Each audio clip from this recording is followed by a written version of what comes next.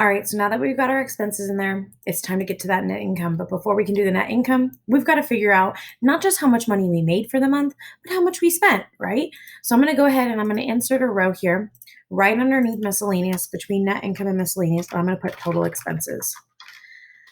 And I'm going to do the same thing I did for revenues. I'm going to go up to the sum function and just sum those up real quick and fill handle across. Okay, that's how much I spent for that month. I'm gonna take those, I'll format them real quick, just make them be not a title, sorry, a total. And now it's time to calculate net income. So how would I calculate net income? I'm looking to see the money I have left over. So I'm gonna go ahead and create an equation here to see how much I left over. I'm gonna take the money I made, total revenues, minus the money I spent. And that's how much I have left over. Easy peasy, right? And then because we did relative cell references, I only have to make one equation. I can just fill handle this across, and I figured out how much I have left over from each month. And that is how you can calculate something really quickly. And look at this spreadsheet. You've got so much going on in here that is so available to be changed very quickly. If you adjust your anticipated hours, if you adjust your wage, if you adjust your assumptions, this will adjust so you can start creating some goals for yourself. So I want to kind of showcase some of those goals. I'm going to do some real quick formatting though here. I'm going to take Sylvia's savings plan across through column D, merge and center that and make it a title just to kind of give it some information. I'm going to give this just a little bit of a background color here so I can know what it looks like and maybe bold it. I'm going to take revenues and I'm going to actually make that bold and a little bit bigger here. And I'm going to do the same thing for expenses, so bold and a little bit bigger. And then I'm going to take net income and go ahead and highlight that in a color that I know I will be able to see and bold that as well. Okay, so looking at this, I'm going to go ahead and create some goals for myself. So let's say I have a goal at the end of these 3 months. All right. So I'm going to go up to column E here and I'm going to insert a column just to give myself a little bit of space. And then with all of that formatting, I'm going to go ahead and go to my eraser that we talked about earlier and clear those formattings. Okay. So right here, I'm going to total up all 3 net incomes so I can figure out what did I earn over the course of the 3 months? What have I saved up? So I'm going to go ahead and put a total net income here. So I'm in cell E17 right next to total expenses, and I'm calculating that total net income. Okay. I'm going to go ahead and click here and do a sum function, summing up B18 through D18. And you can see it'll grab that automatically. So over the course of the 3 months, my goal is to save $756. Like that's what I'm shooting for. Let's say after these 3 months, I really wanted to save 1,000. Okay.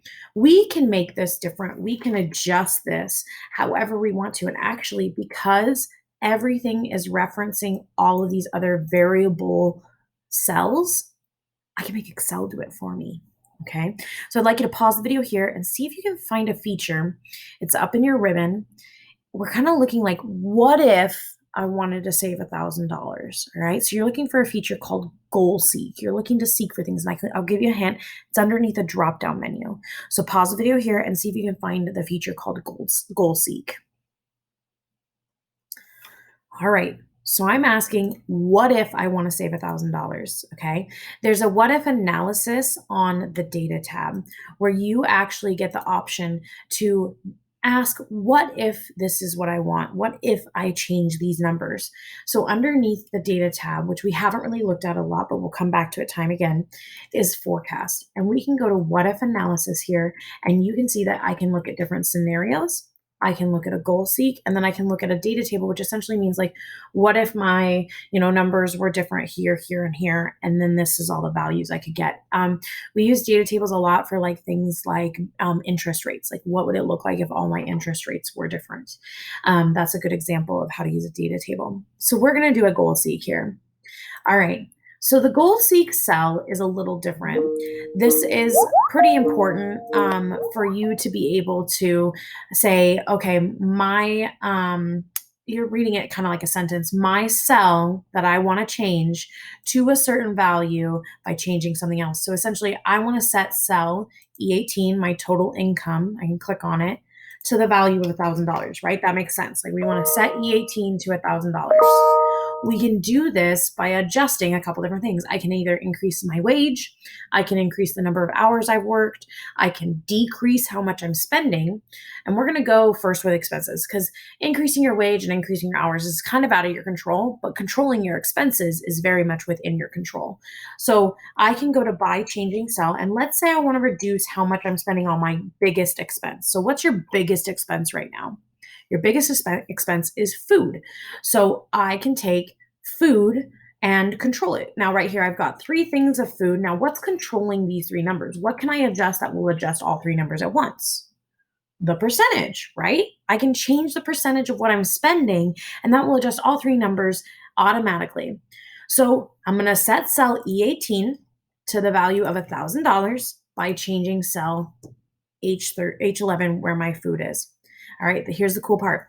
I'm gonna hit OK because I've read this like a sentence. I've done it how I'm supposed to. Hit OK. It'll then calculate it. And it says, okay, the target value was 1,000. We got it to 1,000. We reduced your food to 23% instead of 30. Bam, done. Isn't that cool? Now, if you didn't have cell references, if you've done this incorrectly and you've just typed in numbers, that didn't work. You've got to go back and fix your spreadsheet to have cell references because if these numbers all in here are not variable numbers based off of the numbers of the spreadsheet, Excel can't do its job. It can't fix those things. It can't change those numbers. So that's how you can do a goal seek. So let's say we want to set it to like 1,500, right? So I can go to what if analysis and I can goal seek and I can say, I want to set cell E18 to 1,500. I want to see how much money I need to make per hour to make that happen. So instead of changing what I, need to do for an expense, I'm going to go and change my anticipated wage up here. So what would I have to make per hour to get to 1,500 at the end of these 3 months? I'm going to go ahead and hit OK.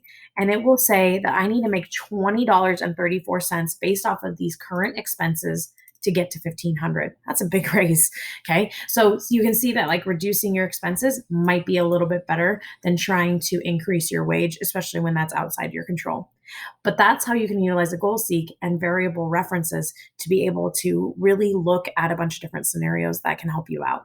I've used this for things like road trips, budgets, loans, lots of features that you are like, I just want to reach this number. So how do I get there? It's a really cool feature.